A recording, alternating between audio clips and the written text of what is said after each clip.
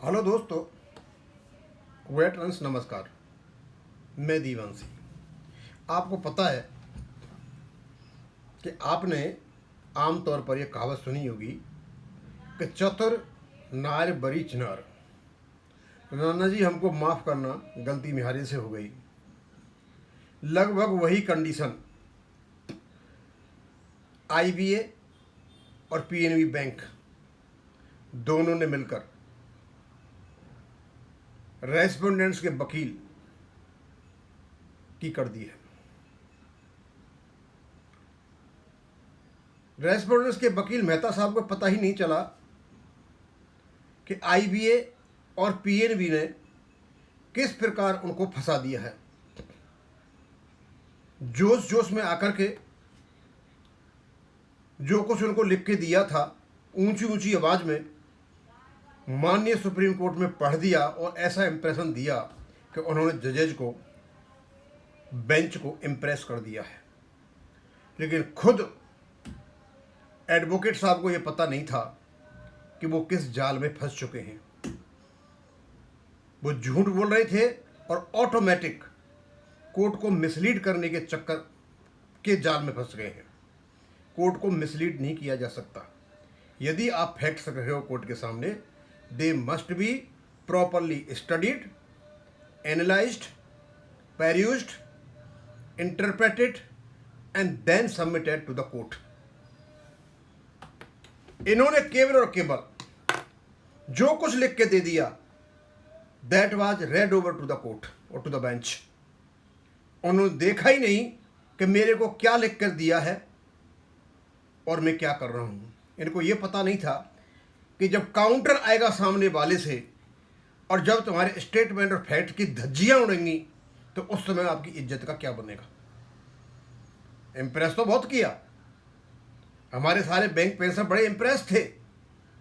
Opposite के वकील ने बहुत ज़बरदस्त बहस की, लेकिन वकील साहब को खुद ही पता नहीं था कि उनको कहाँ फंसा दिया गया है।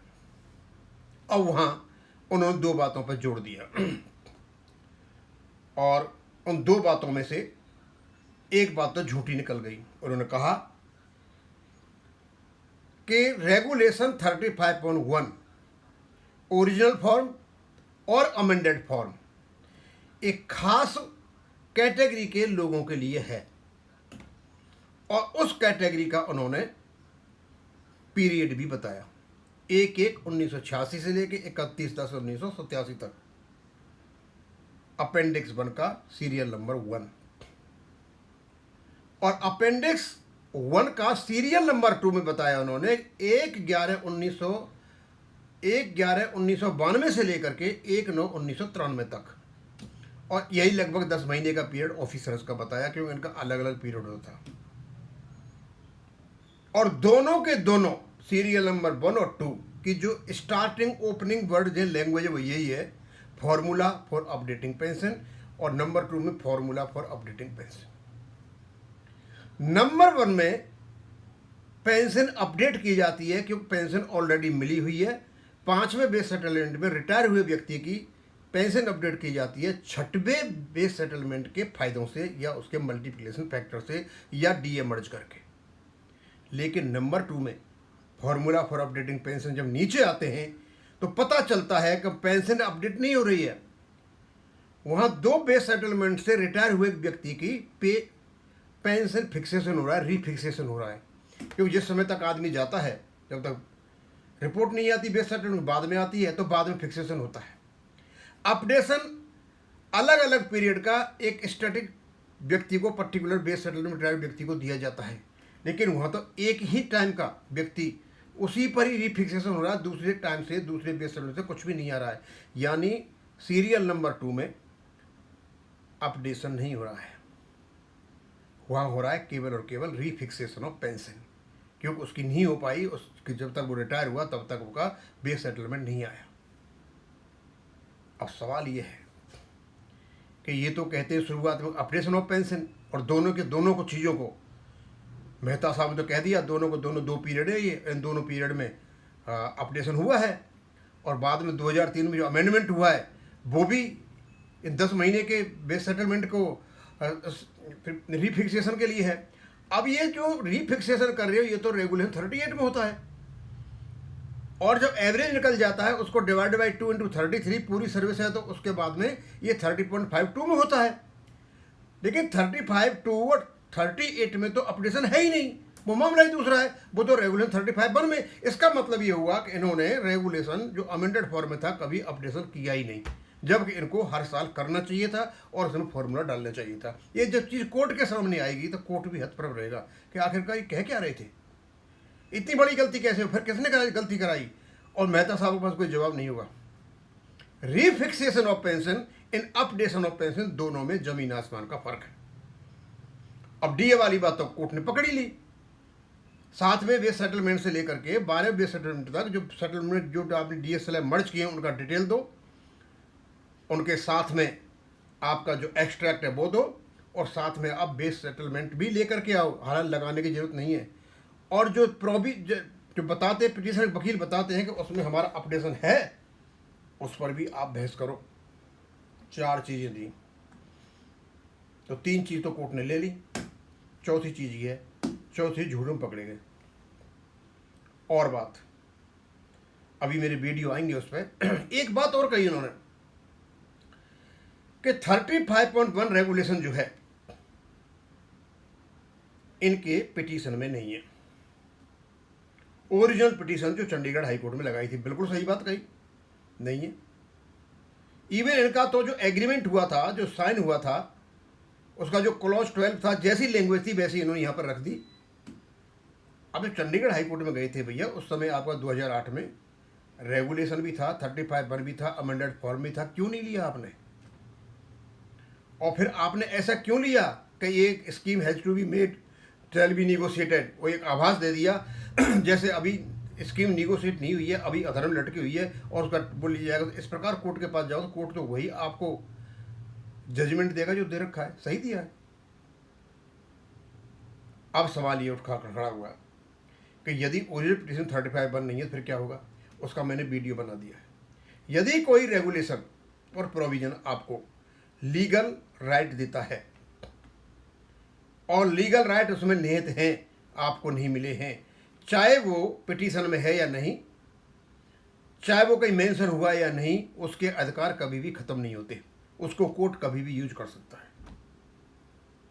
जब हमारे वकील कोर्ट के सामने सब चीज़ों को रखेंगे, 35/1 को रखेंगे, चाहे वह मेंशन किया या नहीं किया, कोर्ट के पास अधिकार है उस राइट को बेनिफिशियरीज को देना। यानी दोनों ही चीज़ हमारे पक्ष में है, 2 ही बातें कही वहाँ पे और दोनों ही हमारे पक्ष में। एक तो उन्होंने झूठ बोला और दूसरा 35/1 नहीं है तो कोर्ट के पास ताकत है कि यदि उसमें अधिकार बनता है सिटीजन्स का, पेंशनर्स का, तो उस अधिकार को कोर्ट देगा, छोड़ेगा नहीं। अब मुझे नहीं समझ में नहीं आती कि मेहता साहब आप क्यों उस आईबीए और पीएनबी के चक्कर में फंस गए। और आईबीए ऐसे नहीं फंस गया है और पीएनबी ऐसे नहीं फंस गया है, इस कुकर्म को करके तो वो गए थे पहले वाले, शायद वो मुझे पता नहीं जिंदे होंगे या नहीं होंगे या कहीं अभी कुछ होंगे कि क्या होंगे, लेकिन ये पढ़ा किसी ने नहीं था। ये सिर्फ ये सोचते थे कि ऊपर जो अपडेटिंग बढ़ रहा है फॉर्मूला अपडेटिंग पेंशन कि ये अपडेट हो रहा है, नीचे वाला किसी ने नहीं पढ़ा, अपडेट नहीं हो रहा है, या आंखों में धूल झोंकी जा रही है। आंखों में धूल झोंक के वो गए जो उसको डाल के गए मिसगाइड करने के लिए। कभी भी पेंशन अपडेशन का मुद्दा उठेगा तो ये भी काम आएगा, सीरियल नंबर 2, लेकिन सीरियल नंबर 2 में तो अपडेशन है ही नहीं, उसमें तो रीफिक्सेशन ऑफ पेंशन है, और जब पेंशन फिक्स हो जाएगी तब होगा ना अपडेशन, तो अभी तो पेंशन ही फिक्स नहीं हुई है। इससे कैसे बचोगे दोस्तों? ये सारी बातें मेरी मुलाकात के दौरान मैंने सेवाराम जी को बता दी है, और ये जो 35/1 इन्हें इंक्लूड नहीं किया, किसी पिटीशन में नहीं है, कोई बात नहीं है तो हमारे जो एडवोकेट्स हैं इसको इंक्लूड करा लेंगे, क्योंकि अभी तक वो रिपील नहीं हुआ है।